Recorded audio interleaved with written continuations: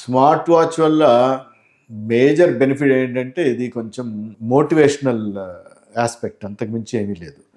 ఈ smart watch ఉన్నవాళ్ళు ఏంటంటే అట్లీస్ట్ వాళ్ళు స్టెప్స్ లెక్క పెట్టుకోవటం, దీనివల్ల కొంచెం అవేర్నెస్ పెరిగి ఈ వాకింగ్ అవి చేయటం రెగ్యులర్గా, అవి దాంతో అడ్వాంటేజ్. అంతకు మించి ఇవి మీ హార్ట్ రేట్ని చూపిస్తాయి. కొన్ని వాచ్లు అంటే ఇప్పుడు మనకు యాపిల్ వాచ్ల్లో దాంట్లో ఈసీజీ అవన్నీ చూపిస్తున్నారు, కానీ దీనివల్ల మనకు హార్ట్ అటాక్ అట్లాంటివి తెలియదు.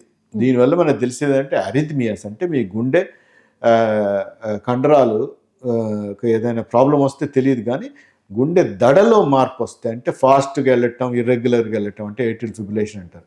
ఇట్లాంటివి మనం పిక్ చేసుకోవచ్చు.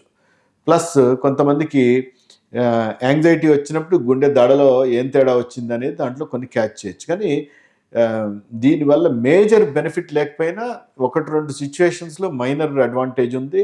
అండ్ ద మోటివేషనల్ ఫ్యాక్ట్ అంటే వీళ్ళకి రోజు ఎన్ని స్టెప్స్ వేసుకోవటం, 10,000 స్టెప్స్ కానీ 8,000 స్టెప్స్ అని ఎవరైతే పెట్టుకుంటారో వాళ్ళకు దానివల్ల ఓవరాల్ లాంగ్ టర్మ్ అవుట్లుక్ బాగుంటుంది.